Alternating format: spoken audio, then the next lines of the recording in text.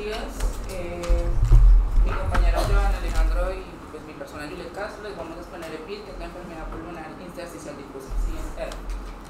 Entonces, le hablaremos de la definición, la epidemiología, la fisiopatología, la historia, lo que encontraremos en la historia clínica, el diagnóstico y la clasificación. Con respecto al PID, es el conglomerado de más de 200, por así decirlo, enfermedades que afectan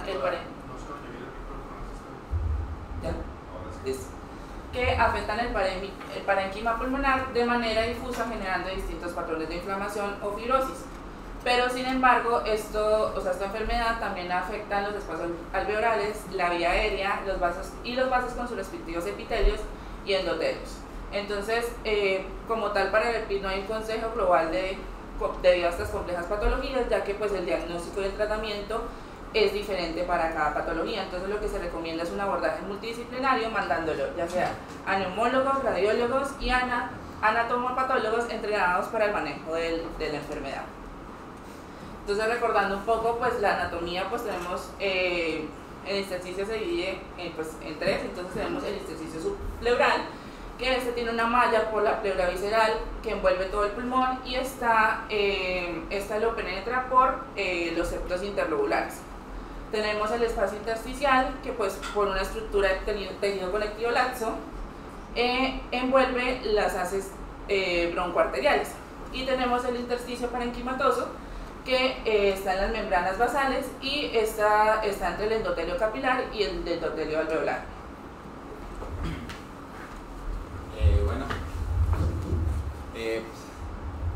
Para comenzar hablando de la epidemiología, vamos a encontrar que estas enfermedades pulmonares intersticiales son muy comunes y se alcanzan a presentar en 31. Muy cercano a la mitad. ¿Aquí? Es que aquí medio se oye, estamos acá, pero lo trabajo a veces se puede distorsionar la voz. Listo, entonces encontramos que en varones vamos a encontrar un 31.5 casos por cada 100.000 varones, y en mujeres vamos a encontrar 26.1 casos por cada 100.000 mujeres. En estas enfermedades pulmonares idiopáticas vamos a encontrar que la que tiene mayor prevalencia es la enfermedad, la fibrosis pulmonar idiopática, que tiene una prevalencia de entre 13 y 20 casos por cada 100.000 habitantes. Listo, ahora hablaremos de la fisiopatología. Entonces, como primer paso vamos a tener un daño epitelial alveolar, donde pues va a haber una pérdida de la arquitectura pulmonar y una ruptura de la membrana basal. El segundo paso sería una activación del factor de crecimiento transformante de Verdad, el cual hace que se aumente el aumento de fibroblastos. Como siguiente tenemos la diferenciación de fibroblastos a microfibroblastos, el cuales son inmunes, o sea, son como inmunes a la apoptosis y pues hacen que haya una malla de colágeno. Y como último tenemos que el colágeno se coloca en el pulmón y ya ocurre una cicatriz irreversible del pulmón. Bueno, entonces, para llegar a un diagnóstico, para orientarnos a alguna enfermedad, es bueno realizar una buena anamnesis, lo cual vamos a comenzar a preguntar los datos del paciente, como la edad, ya que hay enfermedades que se van a presentar en distintas edades, como la puede ser la fibrosis pulmonar. Vamos a encontrar que se presenta más que todo en pacientes de una edad superior a los 50 años, mientras que algunas, como la sarcoidosis, se puede presentar en pacientes menores de 40. Otras, como la neumonía intersticial no específica, va a estar en pacientes entre los 40 y los 50. Y hay enfermedades que tienen predilección por algún sexo, como lo puede ser las enfermedades del tejido conectivo, van a tener predilección van a afectar más que todo a las mujeres. En cuanto a los antecedentes familiares, también necesitamos preguntarlos, ya que por lo menos la fibrosis pulmonar, el 0.5 al 2% de los casos que vamos a encontrar son por causas hereditarias.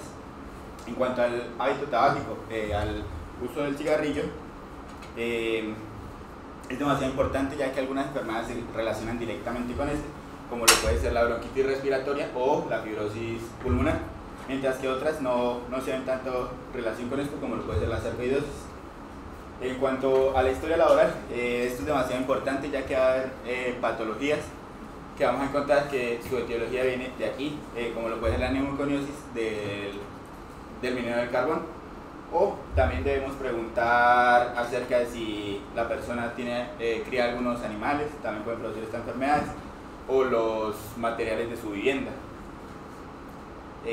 La utilización de fármacos también puede producir estas enfermedades pulmonares, y además también debemos preguntar acerca de enfermedades sistémicas del paciente, ya que pueden estar relacionadas con estas enfermedades pulmonares, como lo puede ser la artritis reumatoide o el lupus. Los síntomas y los signos y los síntomas pues, que más vamos a encontrar van a ser lo que es la tos y además la disnea. Esta va a ser más que todo tos seca, en pocos casos es productiva, y en algunos casos no es tan común. Vamos a encontrar hemoptisis, como en el caso de la linfangioliomatosis, o melanoptisis podemos encontrar en lo que es la neumoconiosis del minero, ya que en las expectoraciones su esputo puede ser de un color negro, y además de esto contener partículas de pues los residuos bronquiales, las expectoraciones. Y en el examen físico lo más común es que encontremos estertores y además de esto acropaquia, y en algunos casos, como lo puede ser la neumonitis por hipersensibilidad, vamos a encontrar sibilancias, o también en la sarcoidosis.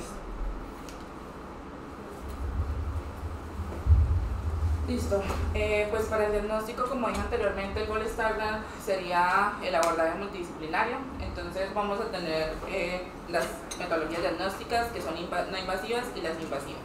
Como las no invasivas, empezamos con las pruebas de laboratorio, que pues acá es importante enviarle un hemograma con recuento de plaquetas, la creatinina, la urea, las precipitinas séricas, y pues acá pues tengo, digamos, si le damos hemograma, creatinina y urea, pues podemos sospechar de una eosinofilia, de una anemia, de una leucopenia y de una trombocitopenia.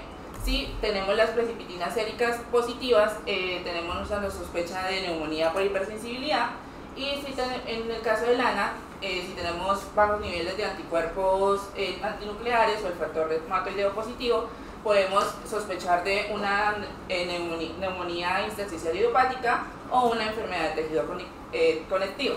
Con respecto a la prueba de función pulmonar, tenemos que generalmente el EPID es un defecto respiratorio restrictivo, y pues tiene trastornos en la difusión pulmonar del dióxido de carbono.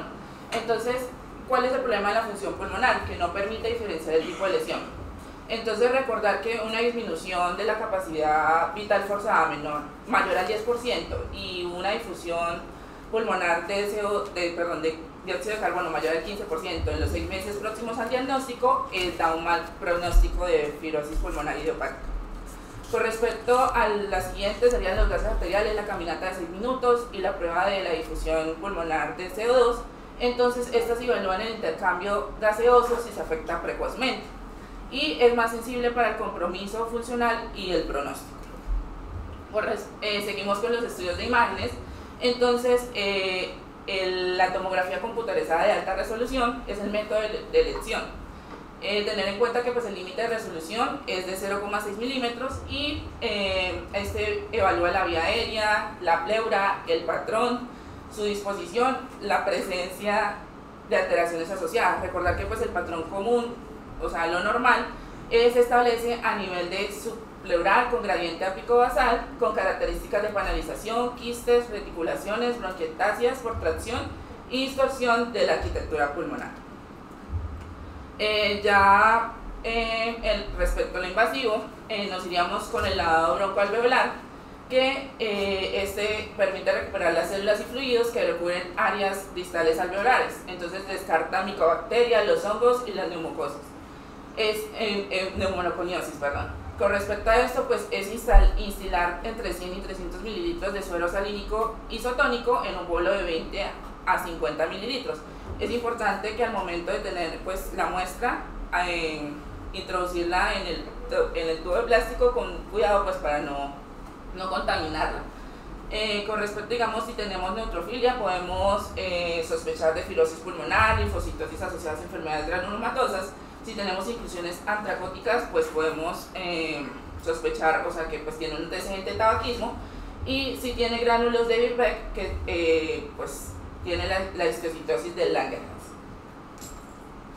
Con respecto a la criobiopsia, es un diagnóstico histopatológico Acá tendríamos complicaciones como el sangrado y el neumotórax. Entonces, ¿qué es? Es una liberación de gas líquido comprimido a menos 75 grados a menos 89 grados. Y el tamaño de la muestra sería de 1.9 a 2.4 milímetros. Esto pues puede ser de gran utilidad diagnóstica, pero pues aún faltan muchos estudios sobre esta nueva técnica.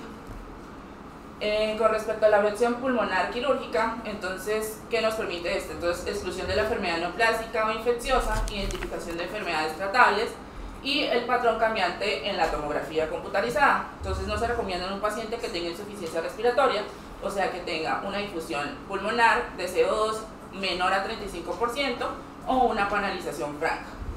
Pues en la actualidad se usa solamente toracoscopia asistida por video monoportal porque pues es mínimamente invasiva. Ahora pues tenemos la clasificación. La clasificación de la EPID pues se divide en neumonía intersticial idiopática, en las enfermedades pulmonares difusas de causa conocida o asociadas y las primarias o asociadas a procesos no bien definidos. Entonces aquí está la clasificación como tal y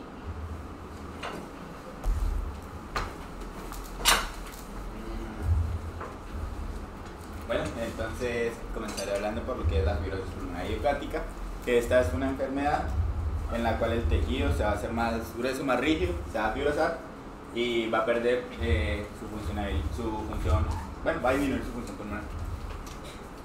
La manifestación más típica e histológica de esta... Hay una cosa fisiológica que se llama la elastancia. Los pulmones son como los cauchos. Usted ha cogido un caucho y eso es un principio fisiológico.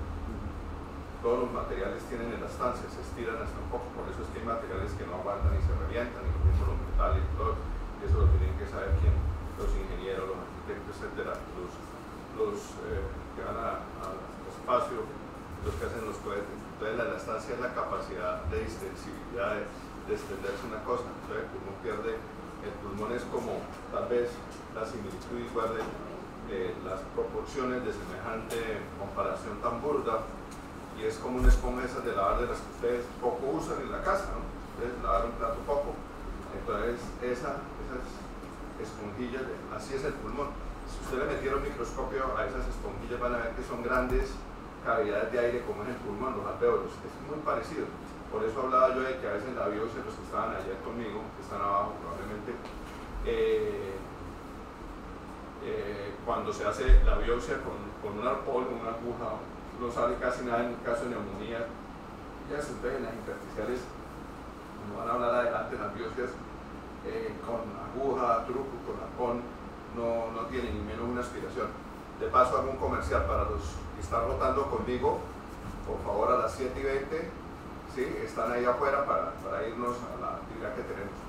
Adelante, ¿no? Entonces la elastancia recoil, en inglés, la distensibilidad se ve muy afectada y se vuelve un pulmón pequeño, con pérdida de volumen duro, y eso es fisiopatología.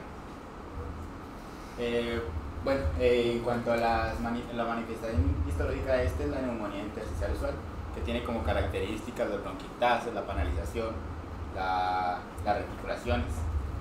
Y en cuanto a la epidemiología de esta enfermedad, como ya lo había mencionado, era la que tiene mayor prevalencia en esta enfermedad, que va a ser entre 13 y 20 casos por cada 100.000 habitantes, en los cuales los pacientes van a ser mayores de 50 años y se encuentran entre la sexta y la séptima década de la vida. ¿Cuándo vamos a sospechar que un paciente tenga esta patología? Cuando presente disnea ante el ejercicio y no tenga otra causa aparente. Los síntomas van a ser la tos, los estertores y además acropaquia.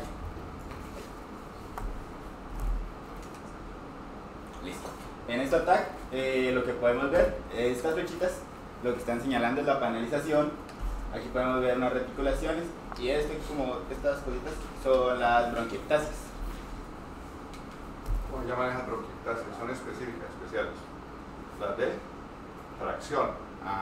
Entonces, doctores, no son bronquiectasias infecciosas. Las bronquiectasias infecciosas son tres: varicosas, saculares y quísticas. Acuérdense su patología Roy, los que sí asistieron a clase de patología, o fue también virtual alguno, o para el que pasó la materia con pirinola. Y hay esas bronquiectasias de tracción que no tienen que ver con ese grupo. ¿Qué es lo que pasa? siempre que informen y sean unas bronquiectasias de tracción, y no son solo exclusivas de este grupo de intersticiales, pero la mayoría las dan, piensan en que de pronto puede tener un epico, ¿correcto? Bronquiectasias de tracción. Y son características, son diferentes a las otras. Se ven en algunas enfermedades de este grupo, no solo en la que está hablando. Adelante, porque hay mucho que hablar. Sí. Bueno, en cuanto a la clasificación de esta enfermedad, de la fibrosis pulmonar, la vamos a hacer por medio del TAC, de la tomografía. ¿Pero y cuál? De la tomografía de alta resolución. Bueno, y como les mencionaba, este tiene un patrón histológico que es el NIU. Entonces vamos a encontrar un NIU típico, posible y el inconsistente.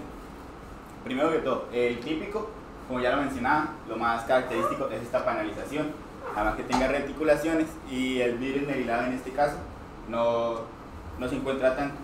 Mientras que en el NIU posible se ve un poco más el virus nerilado, se van a ver las reticulaciones, pero no se va a encontrar esta panalización. Y en cuanto al NIU inconsistente, sí vamos a encontrar una como panalización, es una consolidación, pero va a ser como en parches, y se va a ver más que todo afectado el lóbulo superior. Además de esto vamos a encontrar virus nerilado, así, en este caso sí vamos a encontrar más virus nerilado. Y en cuanto a esta, como ya lo decíamos, esta es una enfermedad restrictiva, lo que hace que se disminuya la capacidad del pulmón, su elastancia y también su volumen, el volumen pulmonar se va a disminuir. ¿Qué hace esto? Que la capacidad vital forzada también se disminuye. Como lo podemos ver, aquí tenemos una FEB que en este caso va a ser mayor que la obstructiva. En el primer segundo de expiración el aire que sale es mayor, pero al final la capacidad pulmonar vital forzada va a ser menor a lo largo de la expiración al final. Si yo lo fuera a examinar a ustedes, en general, no en esta enfermedad, porque está hablando de la fibrosis pulmonar idiopática, ¿correcto? Y de un patrón de neumonía intersticial, pero en general, en todo el gran grupo de las 200 o más, y usted hiciera una espirometría, ¿usted qué esperaría encontrar? Porque uno no hace exámenes a ver qué encuentro, sino yo espero esto y lo coteja con la clínica. Cuando hay un patrón que no es normal, como igual que con la radiografía, usted se pregunta y piensa algo, porque es que la mayoría de nosotros estamos como acostumbrados a ser muy mecanizados, y entonces todo lo damos por cierto. ¿Qué patrón en la espirometría esperaría usted? ¿Una FEB reducida? No, el patrón, el defecto, la alteración, la doctora. Pues doctor, restrictivo. Exacto, pero dígalo completo, dígalo como decía el de los programas, dígalo con música y completo. Un defecto, patrón, alteración, todo es igual, de tipo restrictivo. Hay algunos que pueden dar obstructivo y puro, y hay otros que dan mixto, ojo con eso. Entonces, pero la gran mayoría esperaría usted en una espirometría. ¿Correcto? Adelante. Listo. En cuanto al tratamiento de la fibrosis pulmonar, vamos a encontrar que se viene utilizando el nintedanib, que el mecanismo de acción de este medicamento podría decir que es anticanceroso, ya que va a inhibir el factor de crecimiento derivado de fibroblastos y el factor de crecimiento endotelial vascular. Pero aquí la importancia de esto en el antifibrótico es que va a inhibir el factor de crecimiento derivado de plaquetas. ¿Cómo vamos a manejar? Va a ser en cápsulas, vamos a administrar 150 miligramos vía oral cada 12 horas. En el caso que tengamos un paciente con una insuficiencia hepática, vamos a reducir esta cantidad a 100 miligramos. Y bueno, aquí nos hablaban mucho de los efectos adversos, ya que la diarrea por lo menos se llega a presentar hasta en un 60% de los pacientes, las náuseas en un 20%, y la tos y la disminución del apetito vamos a encontrar que es en un 12 y un 11% respectivamente. Y también nos reportaban en el artículo que una de las causas por la que la gente se retira del tratamiento o deja de tomar su tratamiento es debido a la diarrea, y llega a ser hasta un 5% los que abandonan el tratamiento. Ahora hablaremos de la neumonía intersticial no específica, que esta es una fibrosis pulmonar, pero va a estar asociada con enfermedades del tejido conectivo. Como ya lo mencionaba, las enfermedades del tejido conectivo van a tener relación con el sexo femenino, se van a ver más en mujeres, y se va a encontrar más que todo en pacientes entre los 40 y los 50 años. Vamos a encontrar que su síntoma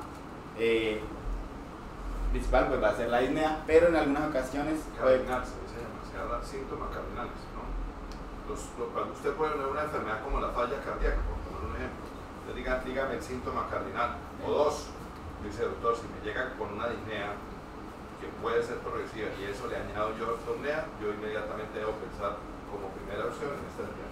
Por eso ustedes cuando están conmigo rotando les pregunto, ¿y qué síntomas cardinales tienen para que sean concretos, no? Porque empiezan y decían, no, y también le dolían las coyunturas. Y digo, bueno, pero ¿qué tiene que ver las coyunturas con una falla cardíaca? ¿Entendimos? ¿Sí? Ahora, no es el edema necesariamente, porque el síndrome hematoso lo da muchas cosas. Adelante. Pero síntomas cardinales, esta enfermedad tiene en general, debutan como síntoma cardinal las intersticiales, lo primerito es tos, y luego sigue disnea, pero algunas debutan, unas más que otras debutan con disnea. La disnea ya es un evento tardío, y muchos de estos pacientes, hablando, es el médico, muchos les disculpen, no nos quiero ofender porque todos somos y seguimos siendo médicos generales, pero el médico general, sí, una cosita, mi señora, una bronquitis aguda al principio, después bronquitis crónica, y después no, una bronquitis como alérgica, ¿no? Hasta que cuando ya el paciente o consulta a otro médico o le encuentran crédito, ya se ha avanzado mucho la enfermedad. Bueno, sigamos. Muy bien. Otro síntoma que vamos a encontrar, no siempre se va a presentar, pero también son las fiebres y las mialgias. Los criterios de diagnóstico para esta enfermedad, vamos a encontrar que son las opacidades reticulares, las bronquitis de tracción, el vidrio esmerilado y además zonas con consolidación en parches. Aquí podemos ver las consolidaciones, se ven algunas reticulaciones y las bronquitis. En el caso del tratamiento de esta enfermedad vamos a encontrar la acetoprina, que la vamos a administrar entre 2 y 3 miligramos por cada kilogramo de peso al día. Lo siguiente sería la neumonía intersticial linfoide, que esto va a ser la acumulación de linfocitos en el intersticio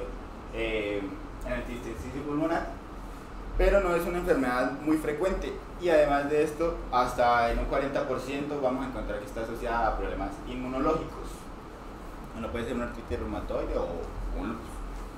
Y esta enfermedad afecta más que todo a mujeres con una edad media de unos 50 años. Aquí hay algo muy importante y es que estos pacientes en el 80% van a presentar disproteinemia y por ende vamos a encontrar picos de inmunoglobulina G o inmunoglobulina M. Para el tratamiento, como tal, lo que se viene usando son glucocorticoides que en un 70% tienen una buena respuesta, y estas neumonías lo que tienen es que hasta un 30% avanzan a una fibrosis pulmonar. Aquí algo característico de esta neumonía va a ser primero el virus esmerilado. Entonces, si vemos virus esmerilado y además acompañado de quistes, es muy sugestivo para esta enfermedad. Listo, ahora continuaremos con la bronquiolitis respiratoria asociada a enfermedad pulmonar difusa. Esta es causada por la presencia de macrófagos pigmentados en la luz de los bronquiolos respiratorios de primer y segundo orden. Entonces, estos sean pacientes fumadores, activos o no activos, con un número de paquetes por año mayor a 30. Se da en una relación 2:1 mayor en hombres y su media de edad de 25 a 40 años. Como manifestaciones clínicas vamos a presentar la disnea de esfuerzo, la tos, los crepitantes vivasales al final de la expiración, y recordar que pues estos empiezan de forma leve y de forma insidiosa. Como diagnóstico, pues como tal en el lavado broncoalveolar vamos a encontrar una acumulación de macrófagos pigmentados en bronquiolos respiratorios, conductos alveolares y alveolos adyacentes con fibrosis mínima e infiltrado inflamatorio. Entonces, con respecto a los hallazgos radiológicos, vamos a encontrar nódulos centrolobulillares mal definidos, áreas parchadas y extensas de aumento de densidad en vidrio desmerilado, engrosamiento de la pared de la vía aérea central y periférica, y suelen consistir áreas de enfisema centrolobulillar y atrapamiento aéreo. Con respecto al tratamiento, se recomienda cesar el consumo del tabaco y pues si persisten los síntomas,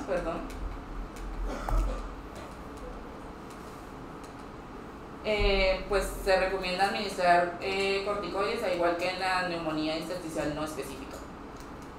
Una pregunta, a uno cuando ve estos seminarios, algunos de ustedes por primera vez, total, pues yo voy a ser cirujanos plásticos todos, entonces pues eso, ¿para qué veo eso? ¿No? Y yo voy a salir inmediato con ciclo el cupo. Es probable. Pero, por ejemplo, esta enfermedad que nombró, la bronquitis respiratoria, hay enfermedades algunas asociadas al cigarrillo, otras no. Son como 5 las más asociadas al cigarrillo. Por ejemplo, me llegó al consultorio rápidamente una paciente de Bochalema. En Bochalema. Región muy bonita, tranquilo, más bien apagada, ¿no? Como para retiros espirituales, y de hecho ya llevan aquí los colegios de retiros allá. El cuento es que me llegó una señora, tengo todos, doctores, me han dicho que soy asmática, y de hecho sí era asmática, porque esta enfermedad se puede ver en cualquiera, en coronado nacional, la presión, todo el protocolo diagnóstico, se acabó el cuento para no serlo largo, lavado, biopsia, nos costó trabajo hacer el lavado porque era muy aprensiva. Generalmente todos estos procedimientos los hacemos, yo los hacía porque yo hice mucho, yo trabajaba acá, pero anestesia como utilizaba, donde el paciente solo se sedaba, si no explico, igual que con una colonoscopia, no se hacía anestesia general y hacemos todo el procedimiento para la fibra. Como esta iba para la biopsia, se toca con anestesia general y se hizo toracoscopia. Resultado de la biopsia, la vio la profesora Paulina y todo, una bronquitis respiratoria. Esa paciente le pusimos esteroides, no tenía ningún otro factor, la tratamos, aún sigue viva, está muy bien. Y en Bochalema, entonces, para que ustedes vean que estas enfermedades que le parecen a uno como tan esotéricas y tan lejanas, pueden estar aquí a la vuelta de la esquina, ¿no? En pacientes que no. Obviamente, pues usted cuando llega aquí la mayoría del bloque, pues tiene que descartar neumonía, cáncer, todas esas cosas, pero las hay. La siguiente, ¿no? Entonces, pues en las imágenes acá podemos encontrar pues las áreas de vidrio esmerilado y acá las áreas de retención aérea. Continuamos con la neumonía intersticial descamativa. Esta es pues conocida como pues la fase más avanzada de la bronquiolitis. Esta ya es por una acumulación intraalveolar de macrófagos y no la descamación de las células epiteliales, pues como se creía anteriormente. Entonces acá es importante sospechar en fumadores activos y en fumadores entre los 30 y 40 años, una media de consumo de 18 paquetes por año y tiene una relación de hombre a mujer de 2 a 1. Entonces otra vez como manifestaciones clínicas vamos a tener la tos, la disnea de esfuerzo. En el 50% de los pacientes podemos encontrar acropaquias y en el 60% estertores. Con respecto al diagnóstico, este se establece mediante una biopsia pulmonar abierta y es importante pues saber que la radiografía puede ser normal hasta en el 22% de los casos. Entonces, con respecto a los hallazgos tomográficos, vamos a tener un aumento difuso de la densidad en el vidrio esmerilado, opacidades lineales y patrón reticular, limitado y confinado a lóbulos inferiores y panalización en menos de 1/3 de los casos. Entonces, aquí pues vamos a encontrar como pues la tomografía computarizada de alta resolución centrada en los lóbulos superiores del paciente con la neumonía intersticial descamativa, y pues acá va a estar pues el vidrio esmerilado como tal y las bronquiectasias que dijo el compañero. Con respecto a neumonía organizativa criptogénica, entonces pues va a ser una proliferación del tejido de granulación en el interior de los bronquiolos, en los ductos alveolares y en los espacios alveolares adyacentes. Entonces acá hay que tener en cuenta pues las infecciones, la toxicidad por fármacos, la exposición a tóxicos, la neumonía eosinofílica y pues con respecto a los pacientes, pues mujeres y hombres entre los 50 y los 60 años, y en la tercera neumonía intersticial idiopática en frecuencia.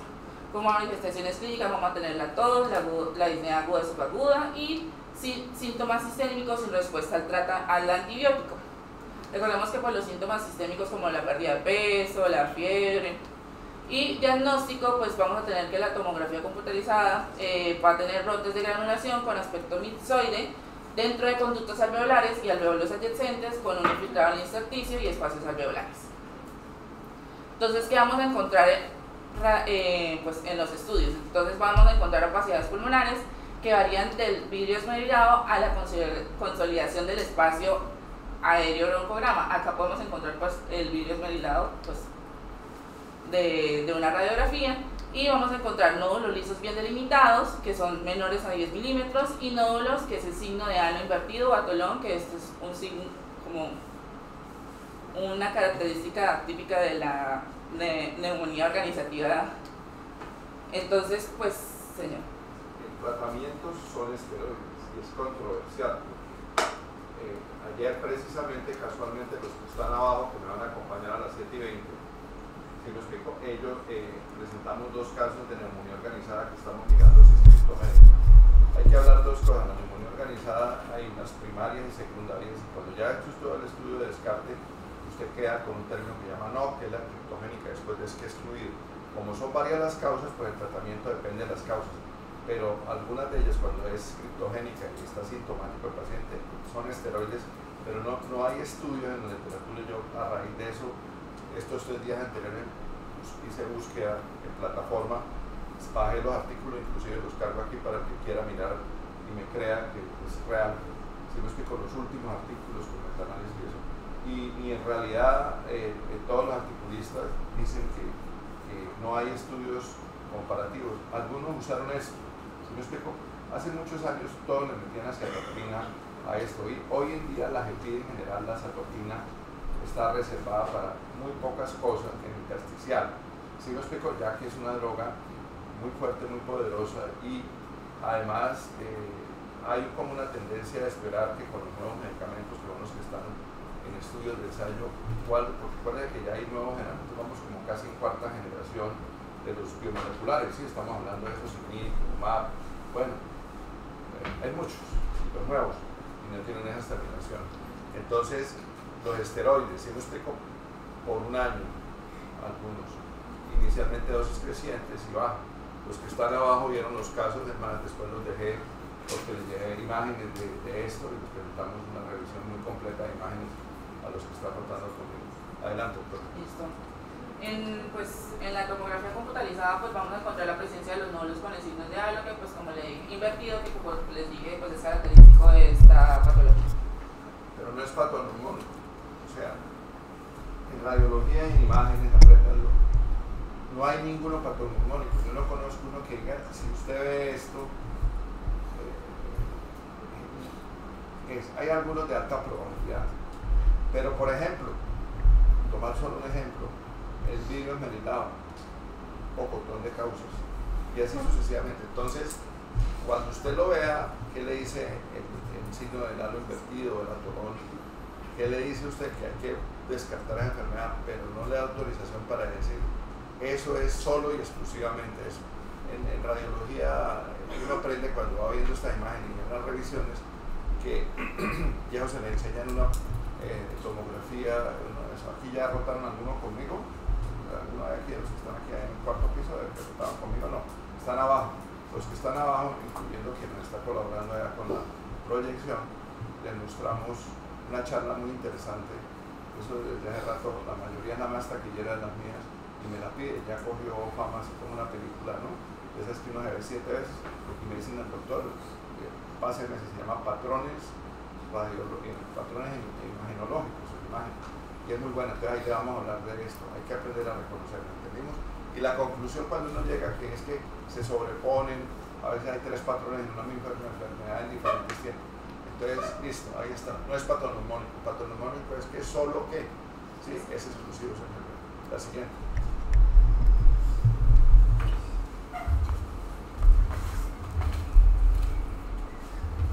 Bueno, ahora hablaremos de lo que es la neumonía intersticial aguda. Antes se conocía como síndrome de Hammond-Ridge. Epónimo. ¿Sí sabe qué es epónimo? Es un epónimo. Significa lo mismo. Enfermedades. Significa lo mismo. Que la primera persona o quien la descubrió o quien más la estudió le ponen eso. Ni más faltaba. Por ejemplo, alguien no lo ha hecho, nunca lo hizo, pero diga no. Por ejemplo, la tuberculosis debería llamarse enfermedad de Koch, por ejemplo, ¿cierto? Porque contribuyó mucho a esa enfermedad. Entonces, así hay muchas. La tendencia hoy en día es a limitarla. A mí me cuesta trabajo porque en mis tiempos, como ustedes cuando estaban chiquitos así, gateando, que están haciendo, y después en la residencia y todas las cosas, se me volaban los términos de Wegener, Jules Strauss y todo porque eran como extraños y llamativos, ¿no? Entonces, de hecho, de paso, sin quitarle tiempo, Hamann y Rich, que son dos doctores, yo los tengo en foto y por eso se lastima. Estos doctores, pero esta fue la primera de las enfermedades, esta fue la que abrió las puertas. En Perú fue hace muchos años, ¿sí? Estos doctores presentaron esta enfermedad y en su tiempo todavía no había, faltaba por lo menos yo creo unos 40 años para que hubiera más avance de la patología, que se procedió con varios, con Colby, Liu, con otros patólogos, Kassenstein y demás. Y entonces esta enfermedad empezó, fue la primera vez descrita esta enfermedad y es una enfermedad que da en gente muy joven, gracias a Dios no es muy frecuente, no sabemos por qué. Últimamente tal vez no tiene más incidencia, no sabemos por qué, porque existe, hay casos raros publicados, no sé, con mucha frecuencia, y mata. Yo siempre he dicho que esta enfermedad, esta que van a presentar ellos, es la peor enfermedad que le llegue a uno como neumólogo porque le acaba la poca buena fama que tiene. No, pues uno como médico especialista tiene poca y buena fama, ¿no? La mayoría tenemos la contraria, ¿no? Mucha y mala fama. Entonces el cuento de esto es decir, que llega uno de eso y dice, no, deje doctor, no vaya porque me murió la familiar, hombre o mujer, y resulta que ¿qué pasa? Haga lo que haga, en un gran porcentaje, que es más allá de casi del 60%, el paciente se muere en cualquier parte del mundo de esta enfermedad. ¿Sí me explico? Para fortuna mía, estudiando las enfermedades agresivamente, como siempre decir este tipo de enfermedades, jamás me ha tocado, espero no me toque ya nunca. ¿Por qué? Porque es así, si me explico. El familiar queda con un sentimiento, con todo vivió, o sea, que para qué se hizo todo, ¿sí? Y que ese doctor de pronto no leyó el último metaanálisis, el último New England Journal, ni está actualizado, y que de pronto en Bogotá, en Nueva York o en otra parte de Estados Unidos se le hubiera salvado. Allá la mortalidad es igual, no cambia. Eso, el secreto está en ese diagnóstico temprano, que es lo que van a hablar, porque se confunde, si ven esa radiografía que tienen ahí, se confunde mucho con edema agudo de pulmón, que hay que descartarlo, y con síndrome de dificultad respiratoria. Si ven esa radiografía, ustedes inmediatamente dicen, la de moda, ¿no? La que está de salida, ¿cuál es la de moda? La de salida, el COVID-19, ¿cierto? ¿O no? Adelante, cuéntenos de la enfermedad. Bueno, esta va a ser una forma fulminante de incuria pulmonar, por lo que va a ser aguda. Su presentación va a ser rápida, va a ser una progresión que va a darse en días, semanas, por eso es que su clínica va a ser tos, y esta disnea va a ser, como lo decía, de un lapsus de tiempo corto, de días a semanas. Por eso cuando se haga una biopsia pulmonar vamos a encontrar un daño alveolar difuso. Esta enfermedad tiene 3 etapas. La primera, que es la etapa exudativa, es la etapa donde se da el edema intersticial, donde vamos a poder encontrar virus merilado, consolidación. Luego vamos a encontrar una etapa donde se da la proliferación de los neumocitos tipo 2. Y por último, que es la etapa urinaria, donde se da la fibrosis, vamos a poder encontrar las bronquiectasis y la canalización.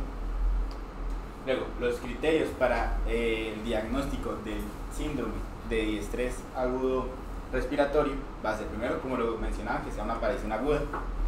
Segundo, que sea una PAFI menor de 200 milímetros de mercurio, que sea moderada ya o grave, y que además tenga consolidación pulmonar en ambos pulmones. Como tal, no hablan de un tratamiento, y decía que lo que decían era más que todo que utilizaban era glucocorticoides intravenosos a altas dosis. Como medida desesperada, todos terminamos en esteroides en general en la historia de la medicina, ¿no? Cuando no hay más, den esteroides, ¿sí? Y curiosamente, con el COVID funcionaron en determinadas etapas, en determinados momentos, ¿cierto? Sin saber cómo y por qué. Eso es lo que el tiempo nos va a decir. El caso es que esta enfermedad no tiene tratamiento, pero ¿cuál es la labor del médico? Hacerla porque se va a morir, y entonces, pues, cualquier después eventual demanda usted dice, no, se estudió adecuadamente eso. Lo que pasa es que si quieres te puedo explicar, puedes consultar, los materiales, eso hay que socializarlo con la familia, porque uno muchas veces cuando pecamos es porque no socializamos y comunicamos a la familia, que a veces ahí la gente piensa, ustedes a la edad que piensan y están todavía, digamos, nobles, y piensan que venimos a salvar la humanidad y todos podemos salvar la humanidad. Ya a esta altura del partido, cuando yo ya he jugado bastantes minutos en la cancha para los futbolistas, Sabe uno que a veces, primero, llegamos tarde, el sentido es llegar temprano, y muchas veces hagamos que nos hagamos, no se sabe, y esta es una de esas. Pero la labor de ustedes como médicos, y si alguno se equivoca por casualidad y le da por ser neumólogo, ¿no? Por equivocación, entonces ustedes van a hacer que lo más importante es excluir otras enfermedades, ¿no? Y con la biopsia se sabe eso, porque, ojo con esto, él habló un término y lo dijo, síndrome de dificultad respiratoria del adulto. Una cosa como término es insuficiencia respiratoria, que hay aguda y hay crónica cruzada, insuficiencia respiratoria. Y otra cosa es síndrome de dificultad respiratoria del adulto. La mayoría de personas tienden a confundirlos y no son sinónimos, ¿sí me explico? Eso lo dijo claro, ellos tienen criterios específicos de síndrome, eso se lo va a recalcar después la doctora Zulma, su amada profesora Zulma, y son diferentes, ¿sí? Ahora, el hecho de estar en insuficiencia respiratoria no. Los pediatras, que tienen otra manera de enfocar, para los pediatras todo es síndrome de dificultad respiratoria, que es otra cosa, no ponen del adulto sino síndrome de dificultad. Entonces tengan cuidado con eso, pero en adultos y en neumología, insuficiencia respiratoria aguda es una cosa y síndrome de dificultad es otra. Entonces, exclusión para diagnosticar descartar otras cosas. Adelante. Ahora hablaremos de las enfermedades pulmonares difusas que están asociadas a enfermedades del tejido conectivo. Estas enfermedades por lo general tienen un mejor pronóstico que la fibrosis pulmonar y va a ser una enfermedad que va a ser causada por el sistema inmune, ya que las células T y B van a crear autoanticuerpos que lo que van a producir es daño en los tejidos y además la inflamación. En estas enfermedades, cuando escuchamos que el paciente tenga alguna enfermedad sistémica, lo que podemos mandar son autoanticuerpos para saber. Por ejemplo, para la esclerodermia podemos mandar el antiesclero 70 o digamos para la artritis reumatoide un péptido cíclico citrulado, o en el caso del síndrome citrulinal, perdón. En el caso de que sospechemos de un síndrome antisintetasa, vamos a mandar los anti-RNA sintetasa. Aquí los tratamientos podemos encontrar que igualmente para la mayoría se van a usar inmunosupresores como la prednisona o los citotóxicos, que el que más se usa es la ciclofosfamida. Aquí el problema de la ciclofosfamida es que es muy tóxico y va a tener pues una tolerabilidad menor. El doctor puso algunos de los fármacos que han sido usados, pero grábense esto, cuando aparecen estas enfermedades porque es el compromiso pulmonar por una enfermedad del colágeno, es un manejo, inclusive los que estaban ayer en la junta, que ayer hubo 3 casos muy buenos, después de esas juntas que dice uno, pues hay unas cosas excelentes y muy bonitas en patología.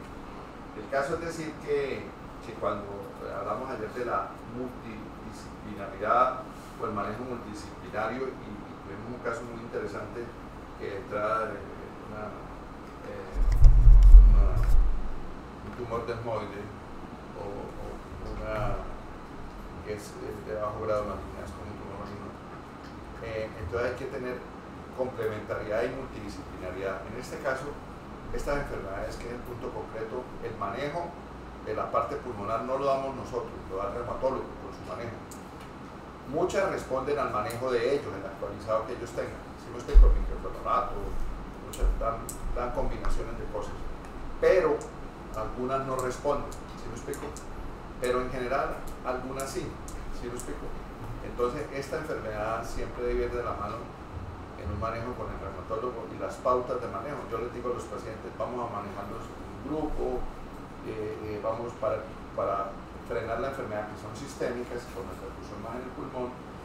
Entonces las pautas las da el reumatólogo. Siempre ha habido una controversia que consideraron, y así en el mundo, que todas las EPI eran unas formas frustras, ¿sí?, de enfermedades del colágeno, es el pensamiento del reumatólogo, pero eso no es así, hay otras que no tienen que ver. Pero siempre que ve una EPI, entonces por ende hay que descartar una enfermedad del colágeno, ¿sí me explico? Como generalmente en ningún protocolo está, ellos no hablaron de protocolo, pero muchas veces ustedes van a ver que nos llegan pacientes con EPI no aclaradas, y no aclaradas así se llaman, ¿no? ¿Qué hacemos? Le pedimos una batería de estudios, todos estos que ahí miren, ahí los tiene el doctor, ¿no? Y le pedimos ANA, anti-SMID, le pedimos los específicos para grupos, inclusive y todas. Entonces, para no porque queramos ir rápido, pero esto se lo dejamos al reumatólogo, es importante, como especialista líder dentro de un equipo multidisciplinario de complementariedad. No es solo el reumatólogo, que es la otra cosa, y hay reumatólogos casasolas porque creen que como ese usuario, pues ese paciente no se beneficia, tiene que seguirlo el neumólogo porque si el órgano blanco es ahí, correcto. Entonces tienen que empezar desde chiquitos, como hablamos el otro día, a que la medicina es trabajo en equipo. Ahora hablaremos de la neumoconiosis. Esta va a ser producida por la inhalación de polvos inorgánicos y la gravedad de la enfermedad va a estar dada por el tiempo que haya estado expuesta la persona a estos polvos inorgánicos, pero la aparición de los síntomas va a ser luego de muchos años, puede ser hasta 10 años posterior al que el paciente haya trabajado en esto, o hasta 20, hablaban en los artículos. Esta neumoconiosis era la que le hablaba de la neumoconiosis que está relacionada con el minero por la inhalación de carbón, de las partículas de carbón, en la cual vamos a encontrar que su clínica va a ser la tos y la disnea. Cuando miremos las imágenes radiológicas vamos a encontrar lesiones nodulares, quísticas, que van a ser simples o complicadas. ¿Cómo se llaman esas opacidades? ¿Cómo?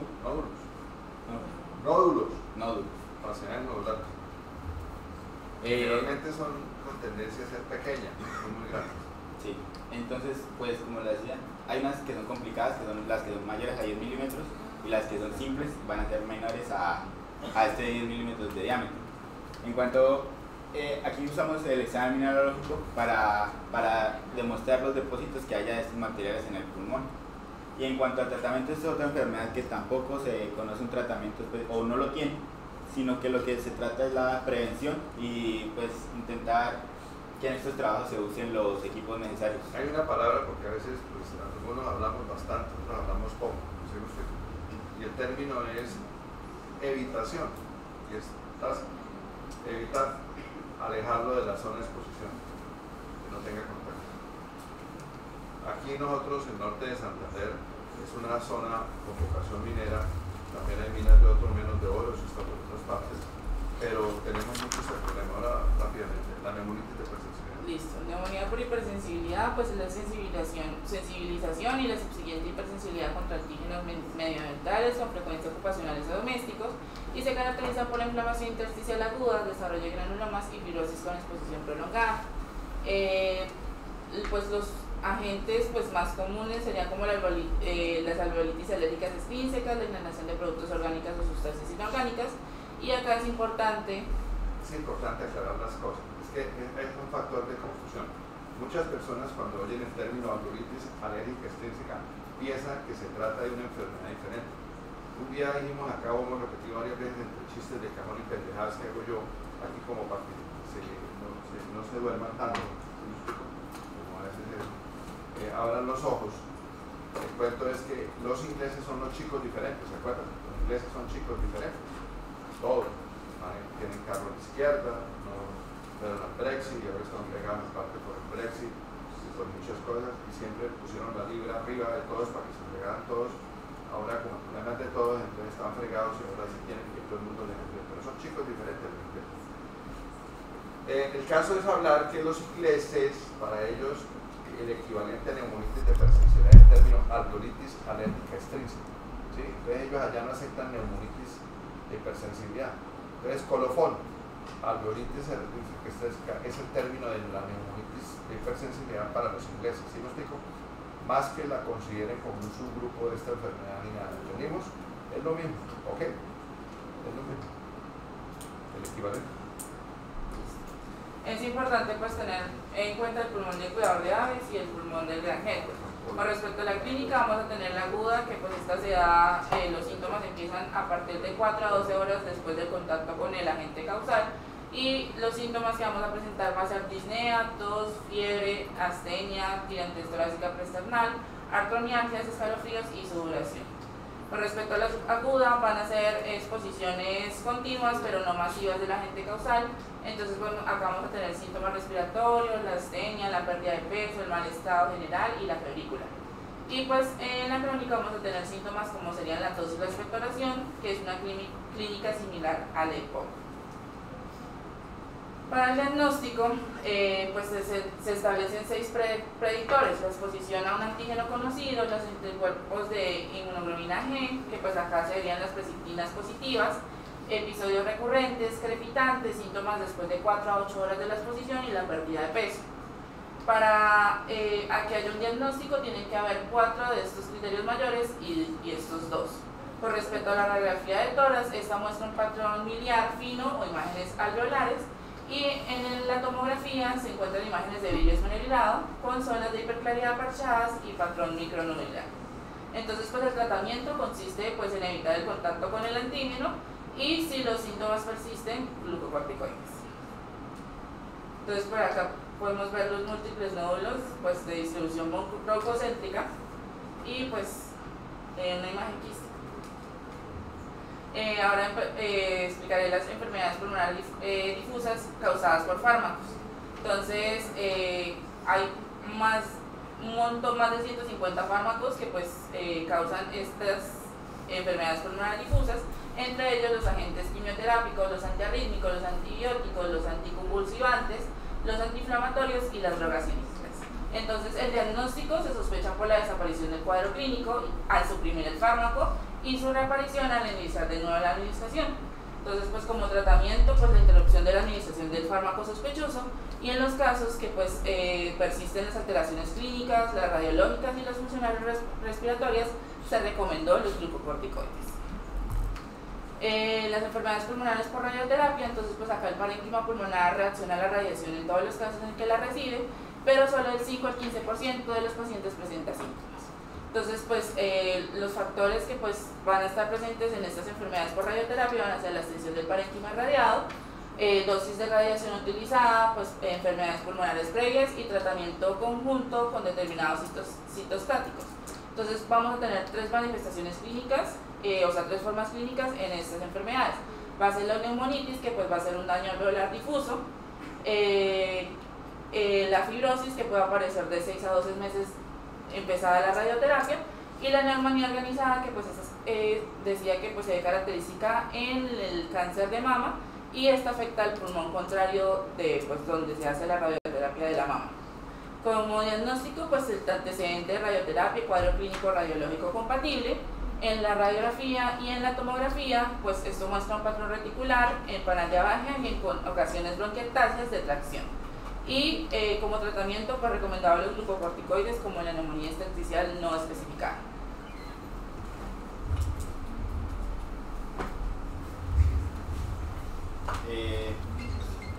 Bueno, esta sarcoidosis también es una enfermedad muy rara.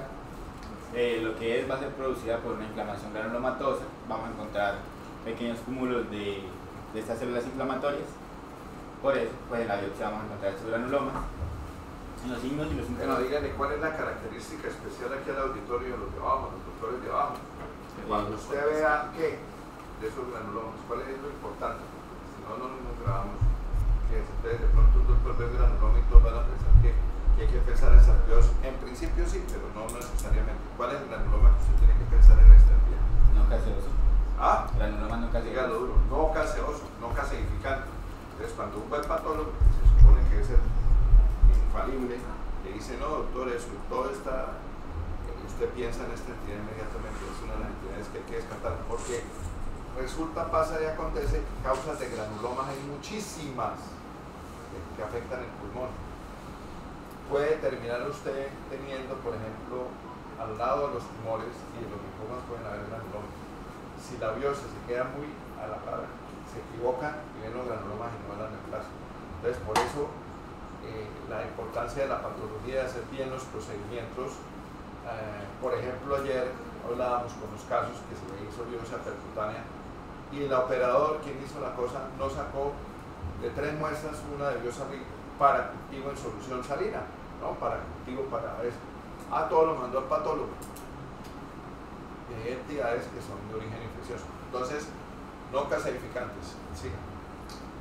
Los signos y los síntomas más importantes que vamos a encontrar aquí va a ser la fatiga, pérdida de peso, vamos a encontrar artralgias y adenopatías, En cuanto a los síntomas pulmonares, pues lo mismo, tos seca, disnea, sibilancia en este caso.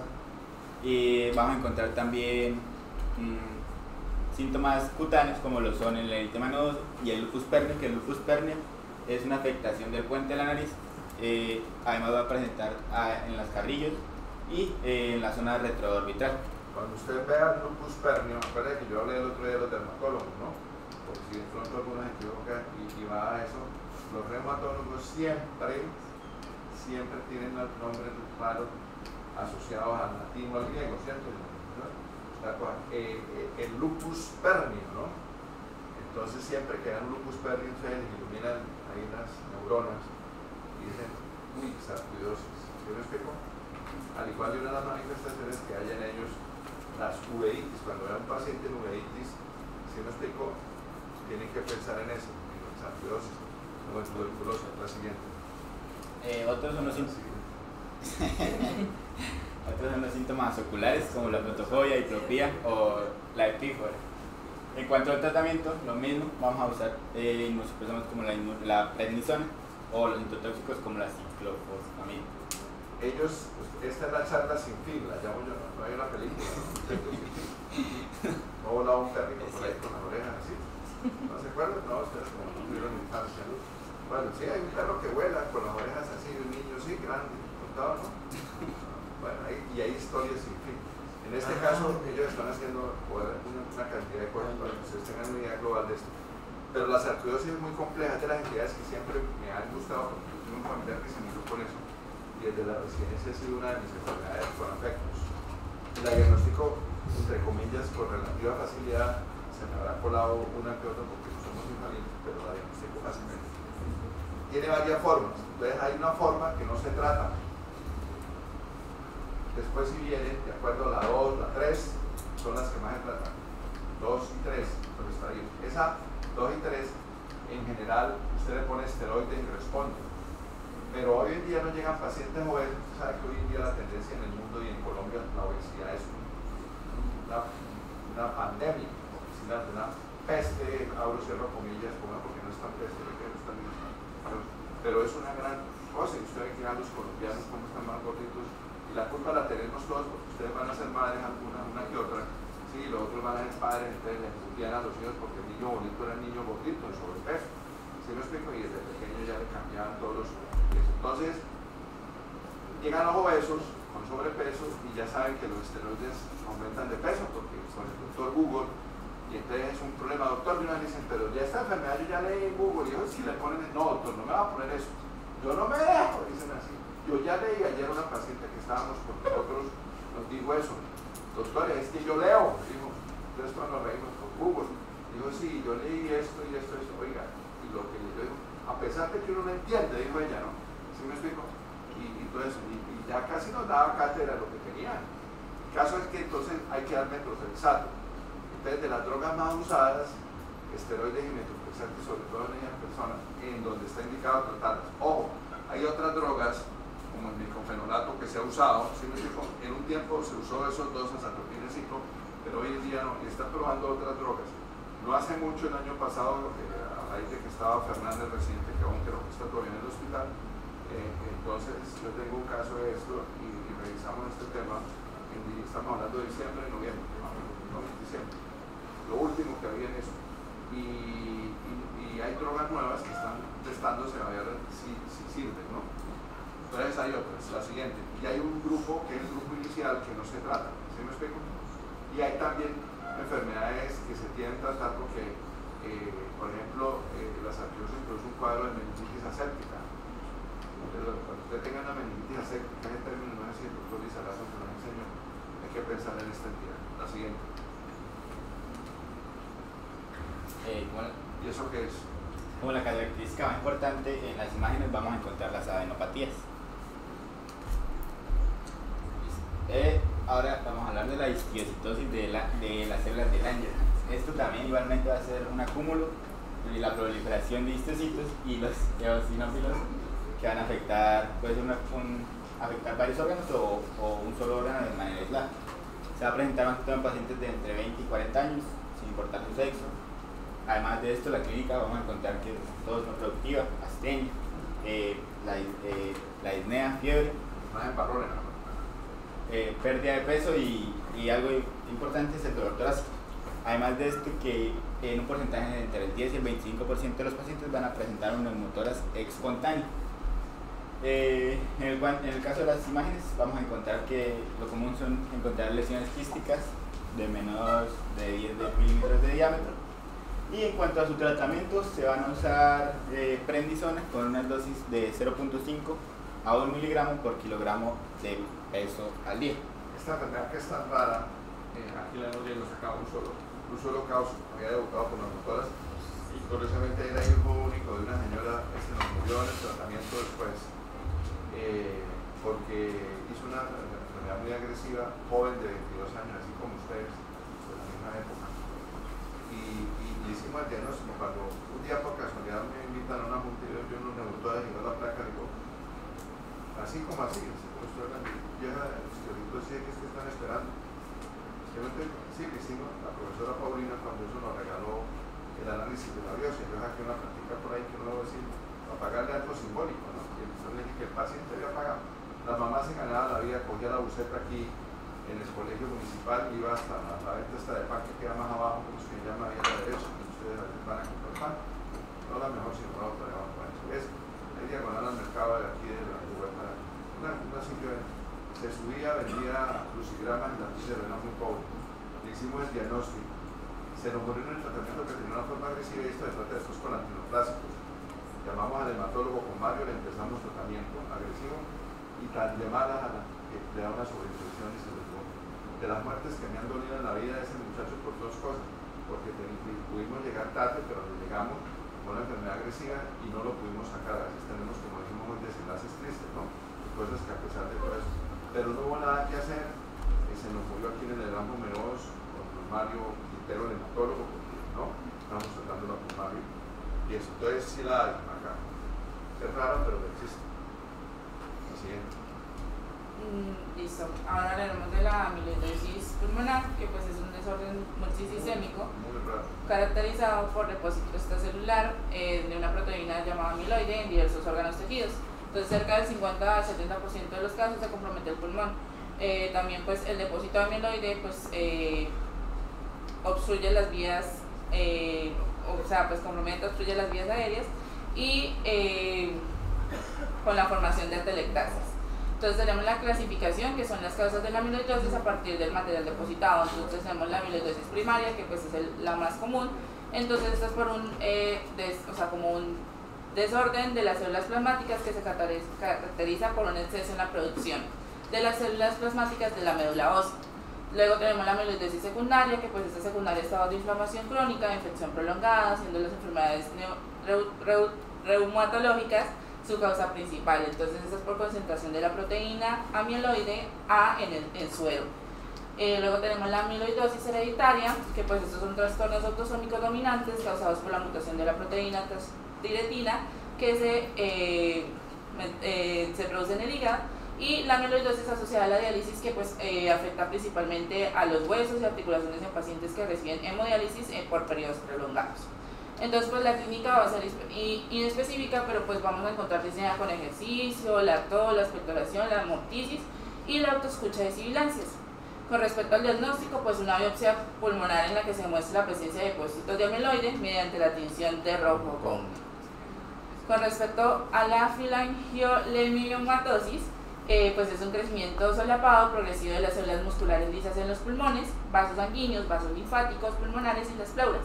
Entonces esta es una enfermedad que se da en mujeres de edad fértil por una degeneración quística pulmonar, por angiomiolepomas renales y lesiones linfáticas.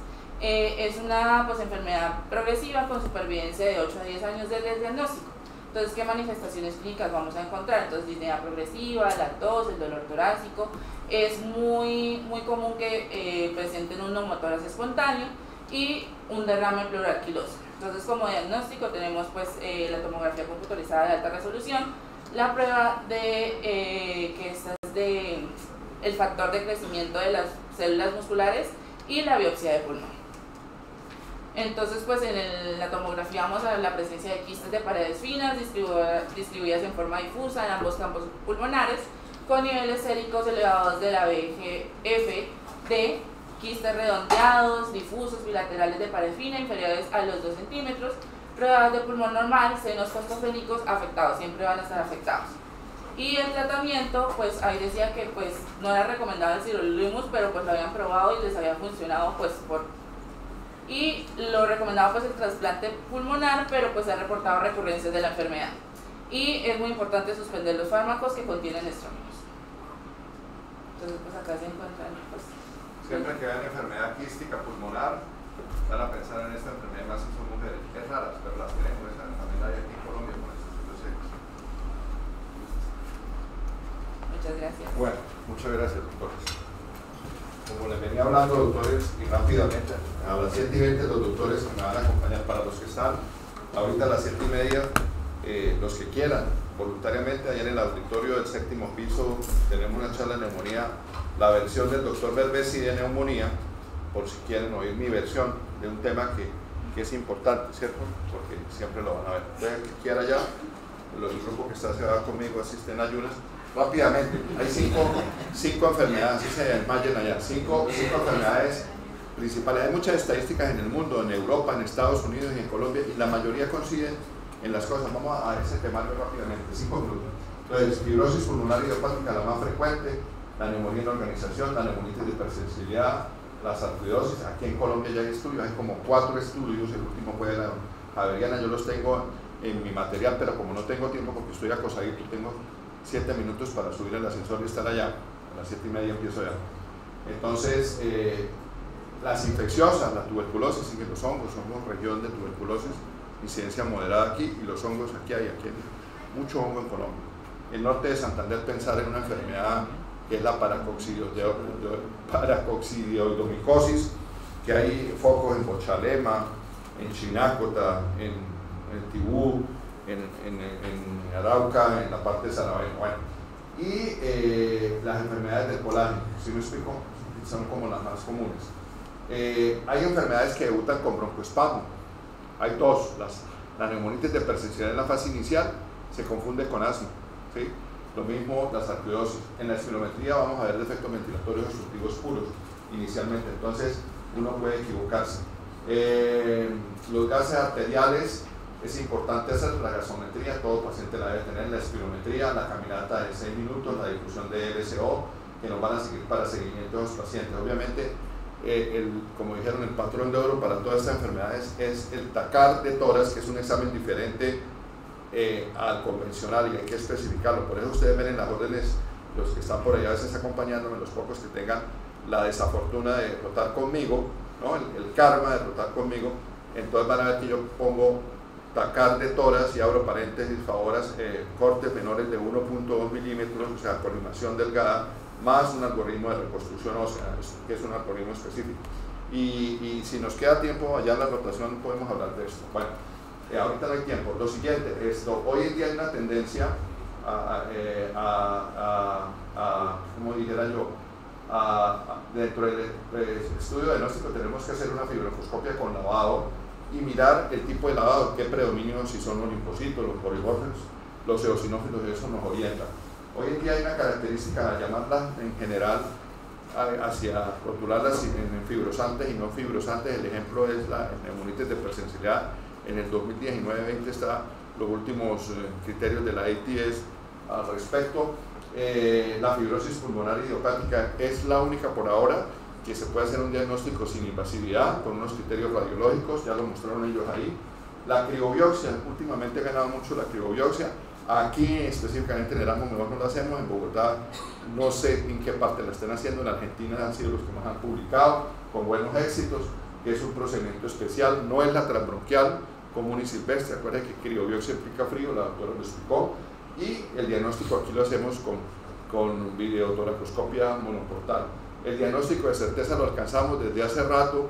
Cuando yo llegué, yo creo que he impactado mucho en esta ciudad, y no soy argentino, yo nací aquí en Cúcuta, pero el cuento de esto es que al principio la gente aquí no le hacía diagnóstico, me llegaban los pacientes muy avanzados y tardíos. Yo espero, y la motivación de esta charla es que ustedes con su ojo, como dijimos, y se van a reír algunos, con sus ojos de pato macho canadiense, la descubran temprano, porque en el 10% inicial, tanto la radiografía como la tomografía de ser computarizada de cortes delgados puede ser normal.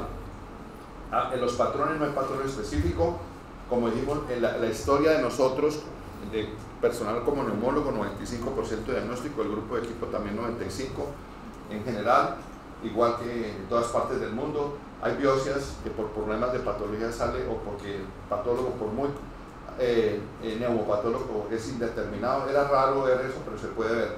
Estas biopsias tienen que ser vistas por un neumopatólogo. Los patólogos integrales les rebasa la enfermedad. Para acabar de completar estas enfermedades, hay varias que se sobreponen. Por ejemplo, usted puede tener un paciente que tenga NIL, neumonía intersticial linfocítica, más un Sjögren, y así sucesivamente. El chiste con esto acabamos de llegar temprano, doctores. ¿Sí? Llegar ya a banalización, eso no tiene sentido. Y hay casos donde el trasplante pulmonar es una opción, no todas. Nosotros aquí en Colombia todavía el trasplante pulmonar es una utopía, o las EPS o el Estado se hace el que no mira, el que no ve, y eso. Pero en Estados Unidos, pues la primera causa de trasplante son el EPOC, ¿sí me explico? Pero trasplantan algunas intersticiales. Estos pacientes hacen exacerbaciones, muchos se sobreinfectan y tienen otra cosa que tienen que estar atentos, y ese es el mensaje final.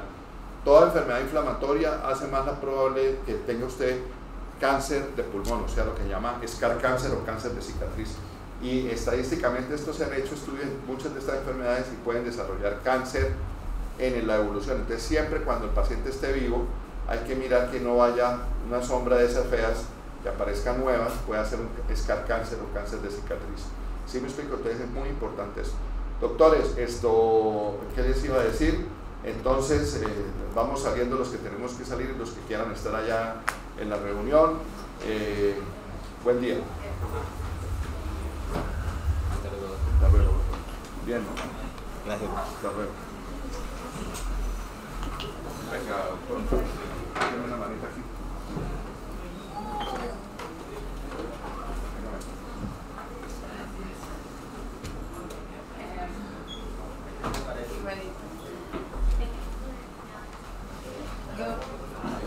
Una cosa, Buenos días.